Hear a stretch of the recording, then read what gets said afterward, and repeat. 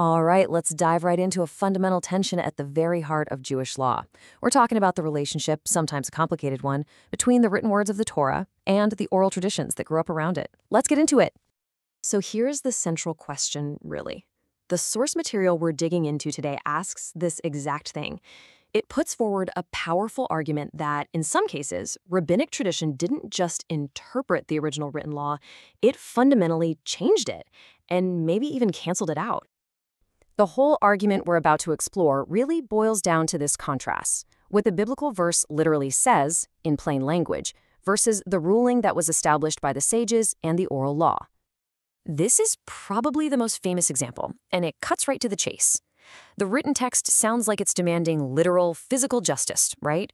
But the tradition we all know translates this into a financial penalty. So how does this pattern show up in other places? Okay, so take a look at this. This slide really lays out the pattern that the sources identify. The Torah says, "So shall it be done to him," but the ruling is money. The Torah says anyone who strikes a parent faces death, but the ruling adds this very specific condition. It has to draw blood. And a slave serving forever, that gets reinterpreted to mean a limited amount of time, sometimes even just a year. The argument from the sources is that this isn't just a simple interpretation. It's a deep, fundamental shift. So let's build on that idea. The next part of the argument claims that because of these reinterpretations, some really powerful, specific words in the original Hebrew have basically been emptied of their true meaning. Let's start with the word leolam. In biblical Hebrew, it's pretty straightforward. It means forever, eternally, for all time. It's an absolute. And this is where the disconnect becomes so clear. The verse commands service forever, but the rabbinic application turns that absolute into something totally conditional. According to the sources, the word forever is essentially stripped of its power. It comes to mean, well, temporary. And here's another great example. The word meitav. This isn't just good. It specifically means the best of, the absolute choicest part. It implies a payment of the highest possible quality. This just illustrates the argument perfectly. The text commands payment with the best, but the ruling says, a payment of equal value is fine, even if it's something like cheap brand.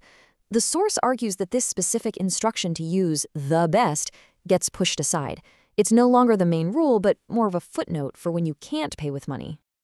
All right, so now the argument we're tracking escalates. It moves from reinterpretation to a much more serious claim that some commandments were actually nullified on purpose, systematically, making it pretty much impossible for people to perform them. I mean, look at this direct quote from one of the source documents. It really captures how serious this accusation is. The claim here isn't about some slow, accidental change. It's about a deliberate process. And the poster child for this argument is the commandment of the blue string. Okay, let's just break this down. The sources say the written text couldn't be simpler. Put a blue string on your garments. Easy, but they argue the sages added layer after layer of complexity. First, they say the dye has to come from some super rare sea creature, making it nearly impossible to get. Second, they invent a rule about adding white strings, which aren't even mentioned. And third, they change the requirement from all garments to just one special piece of clothing. You see the point? The argument is that all these additions together basically guarantee that nobody can actually follow the original simple command. And that brings us to the most pointed argument in all of the source material. The claim here isn't just that a law was nullified, it's that the rabbinic tradition actually causes people to actively violate one of the most important commandments in the entire Torah. I mean, the biblical rule is crystal clear. You cannot get more explicit than this. There's no ambiguity. But the entire argument that follows really comes down to one critical question. When does the Sabbath day actually begin and end? So the established rabbinic view, the one we all know, is that a day starts at sunset. Simple enough. But the sources we're looking at, they argue that the written text itself points to a completely different system, one where the day actually begins at sunrise. And this disagreement is the absolute key to understanding the whole claim. So where does this idea even come from? Well, the sources point to several verses. The rule about paying a worker's wages implies that morning is when the next day starts. The Passover rule does the same thing. But the most compelling piece of evidence they present is about Yom Kippur. The text says it lasts from evening to evening, starting on the 9th of the month and ending on the 10th. Think about it. If a day just starts at sunset, why wouldn't it just be on the 10th from evening to evening? This timeline just lays out the logic beautifully. The festival starts on the evening of the 9th. Then, at sunrise, boom, the calendar clicks over to the 10th. The festival continues all day and then ends on the evening of the 10th. According to this reading, the only way from evening to evening can cover two different dates is if the day change happens in the morning, right in the middle. And here it is, the stunning conclusion to the whole argument. If the Sabbath begins at sunrise on Saturday and ends at sunrise on Sunday, then Saturday evening is still the Sabbath.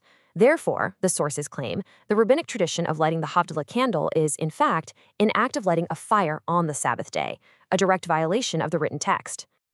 So after going through all that, we're left with this really profound question about authority and who gets to interpret the law.